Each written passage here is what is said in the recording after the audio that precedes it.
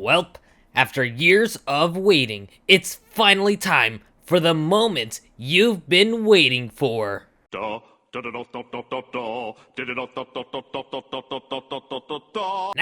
just bullshitting at this point. If I haven't already made it clear, I am a fan of Kirby. I've enjoyed the games, I've enjoyed the music, I've even enjoyed the anime, and in my time, I've learned something big about this series. I think this might be the series I hyperfixate on the most. Yeah, I'm not gonna sugarcoat it. Kirby has the most consistent line of games I've ever seen, getting good reviews all across the board. Well, unless you're Kirby Slide. But then again, the music is kind of a bop when you really think about it.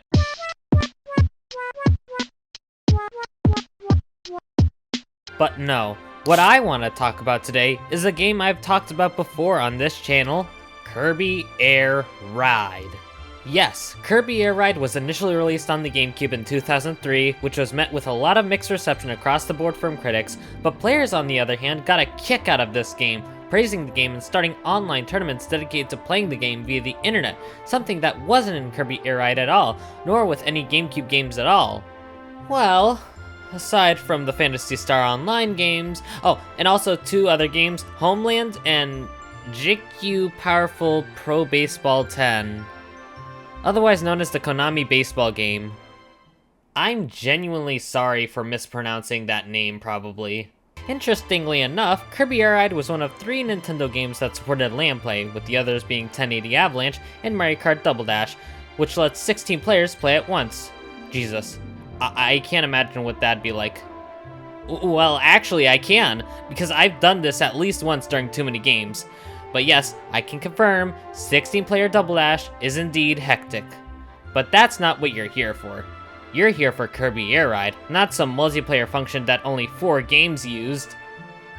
The bottom line is, Kirby Air Ride had such a legacy behind it, and I, like many others, enjoyed it. So it was due time for us to receive a sequel, so we waited, and we waited, and we sure as hell waited, and just when we thought it was over, Kirby Air Riders was announced at the Nintendo Switch 2 Direct during April of last year, and sure enough, my initial thoughts were that I was hyped, but I had some skepticisms going into it.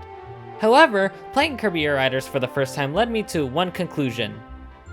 This game is probably one of the best racing games to release during 2025, better than Mario Kart World, better than Sonic Racing Cross Worlds, even better than... What other racing games were released during this year? Like, 2025, like, genuinely. Garfield Kart 2? But I digress. What makes this game so good? Why do I consider it one of my favorite racing games of 2025? I think it's time to stop stalling and figure out what makes it so damn good. Booting up the game gives us an opening, giving us an inside scoop on what to expect from it, complete with an original song a la Lifelight from Smash Ultimate style. After all, this is a modern Sakurai-led game, so of course there'd be something like that in there. But yeah, going to the main menu gives us this. This time around, instead of a more technological main menu like Kirby Air Ride, we're given a little Kirby toy on a table. I think that's really cute, I like that. Regardless, we're given some of the usual suspects, Air Ride, Top Ride, and City Trial, which were all present in the original Air Ride. Well, they're back and better than ever, at least. Though on top of those modes, we also have a new mode, Road Trip, more on it later. Starting up Kirby Air Riders gives us the option of 4 different characters, Kirby, King Dedede, Meta Knight, and Waddle Dee, alongside a more varied star selection unlike the one starting star from the original game. But what I want to know is, how much this game has improved upon its predecessor from the GameCube? What makes Air Ride so good this time around? Air Ride makes a return, and it's the same as it ever was. Oh wait, pardon me, now you can race with 6 different players as opposed to only 4. Additionally, there are now 9 new maps to play on, which seem to all follow the same traditional themes from the original Air Ride's 9 tracks, with Floria Fields feeling like a connection to Fantasy Meadows, and Steam Gust Forge feeling like a connection to Machine Passage, just to name a few examples. But anyways, as I've said before, all the maps aside from one are unlocked from the start of the game, with the one that you need to unlock being Galactic Nova themselves. Huh, you know, something about this feels foreshadowing, but I can't seem to put my finger on it. Ah well, we'll just have to keep playing the game to see. I guess. On top of the 9 new maps, the original maps from the original game also make a grand return, and honestly, they look so much better. If anything, I'm really glad they brought these maps back as opposed to leaving them in the original Joyride. A nice 18 tracks are available in total, and I think that's a good number for a racing game of this quality. Overall, not a bad upgrade from the original game. I really like the new maps introduced like Mount Amber Falls and Steam Gust Forge. Let's not get ahead of ourselves though. There's still 2 more modes we need to discuss, so let's move on to the next one, shall we? Top Ride returns as well, a mode I was worried wouldn't make a return, and if I can be honest, I think it's better than it was in the original Joyride game. Yes, you still have the option between free mode and steer mode, both of which were originally used between 2 stars in the original game that were exclusive to Top Ride. However, in this game, you can use pretty much any machine alongside both modes in order to play the game, which is such a drastic improvement from the original game. Much like Joyride, there are 9 new maps, with one of them being unlockable. Each map here is based off their respective theming from the Joyride mode, which means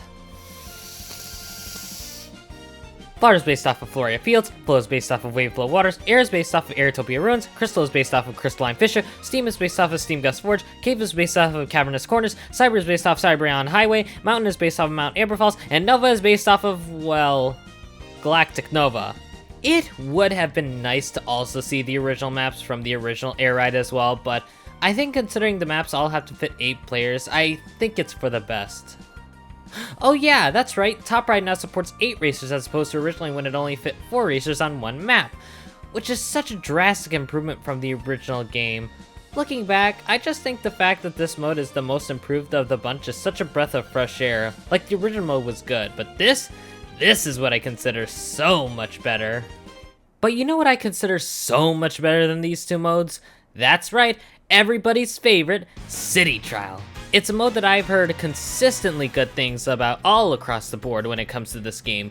But for those not up to speed, the main point of City Trial is that everyone starts out on the same machine, eventually moving over to other vehicles, and my god, they somehow improved this mode quite a bit. Not as much as the other 2 modes, because you can't really improve perfection, but still enough, because even the best mode in this game deserves to be improved upon. One of the most satisfying yet smallest changes I've personally seen is the addition of instantly hopping over from one machine to another without exiting the original machine you were on. Sure, there was always some charm to hopping off of your machine and exploring the map on foot, but something about the convenience of going from one machine to another is so satisfying. Other than that, there's one new map you're able to explore named Skyah.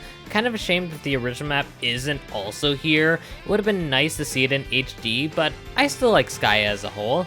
There's so much to explore there, not to mention the events that happen on the map too, like now there's actual races you can partake in City Trial during the round. A lot of the new events are back as well, but I think my favorite has to be the races and derbies that you can partake in during the round. The better you do in these events, the more upgrades you get, which is something I totally forgot to mention. The whole point of City Trial is to upgrade your machine before time runs out. Once it's over, participants partake in the stadium. However, unlike Joyride, you're able to choose which stadium event you want to participate in. Some of these new events include Gourmet Race, Skydiving, Button Rush, and 4 new bosses that you're able to fight against. In the original game, the only real boss players we're able to face off against was King Dedede himself.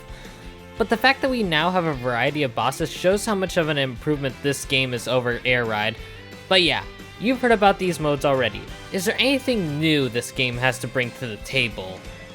Well, Kirby Joyriders features one new mode in this game, that being the designated story mode, Road Trip. You see, Kirby Joyriders has lore. Wanna know how all these machines appeared? Well fuck you, here's some lore anyways. When starting up a new road trip save, we learn that the machines that are scattered throughout the game rain down to Popstar, with each of them possessing sentience. Only when a rider channels their will into them, that's when the machine would spring to life, eventually seeping into the everyday life of Popstar. Meanwhile, in the farthest reach lies Zora, a being who yearned to move, when eventually its wish would be sent to the Fountain of Dreams, where it would then forward the message to none other than, you guessed it, Galactic Nova. So the machines you see in the game were all created by Nova themselves. Later on, Zora would be trapped in another machine known as Gigantus, built by some worker drones that were sent down by Nova. The swarm of drones bored into Zora, ripping holes open and tearing it to pieces. This game is rated E10 and I think I know why. Regardless, the whole premise of Road Trip is this. Your goal is to make it through 11 stages, each with their own set of challenges. Pit stops, shops, and other helpful things that can help you progress to different areas. Every so often you encounter a new character named Moir DDD, a shadowy version of the king himself created by a fallen fragment of Zora. But for being a DDD clone, his design is genuinely so badass. But I digress. When you first encounter this clone, you're tasked with defeating him. After, he'll appear every so often to fight you along the road. When you defeat him, you're rewarded with a memory fragment, which is what you need in order to progress the story. When you collect one, a cutscene plays out detailing the origins of the machines and why everything is the way it is in Joyriders. That being said, this is one of the most impressive modes in this game in my opinion. An entire story mode in this game, along with its own lore? Yes please! What more can this game bring to the table? Well, Joyriders brings so much more to the table in terms of content. First off, long gone are the days of LAN play. With the power of the internet, players can play a round of city trial with each other without spending a pretty penny. Besides that, online play is something this game needed desperately in my opinion. Sure, there were unofficial ways to play this game online, but now it's official, and somehow it runs super well, albeit being hard to win in. Additionally, the checklist returns with new missions to do and new things to unlock, such as new machines, new characters, stickers, alternate music tracks for courses, and so much more. This game packs in so much in terms of content. Gummies you can play with, an entire shop, machine customization, a garage. This game has it all pretty much. And you know what? I'm not complaining, I'm impressed. After checking out Kirby Joyriders as an Joyride fan, I could say with certainty, this game is a breath of fresh air in a year that's been filled with kart racers. Kirby Joyriders, in my opinion, is what a kart racer can be at its best, featuring replay value, significant improvements to the original game, a fully fledged story mode with its own lore. This game has it all. And in my opinion, is what makes Kirby Joyriders so great. It's not just that either, it's the fact that this game looks so gorgeous when you compare the returning courses to the same ones on the original Joyride that you realize this game is awesome. That being said, is it worth the $70? I mean, if you're a fan of kart racers and are yearning for something fun but aren't willing to spend a pretty penny trying to get Mario Kart World because, you know, this, then I'd say go for it. I feel that even if you aren't a fan of racing games, there's still some value to be had here as a multiplayer game to play with your friends. And that was Kirby Joyriders, a game I've been waiting for since 2021, and quite frankly, it is one of the best kart races I played during 2025, which included a lot of heavy hitters for the Wait, what's this? What do you mean New Game Plus? So in Road Trip mode, in order to get the true ending as opposed to the normal ending, the player must collect every machine which can be found either along the road or through shops. And on my first playthrough, I didn't get every machine, but you know what? I don't think it really matters too much, so I'll just explain it myself. New Game Plus is the exact same as the main game. However, you get everything you've collected from your original playthrough. It is entirely possible to get the true ending during the main game. Unfortunately, it's probably easier said than done to just, I don't know, get all the machines during your New Game Plus run just so you're not stressing about everything. And that was Kirby Joyriders. For real this time, no bullshit this time.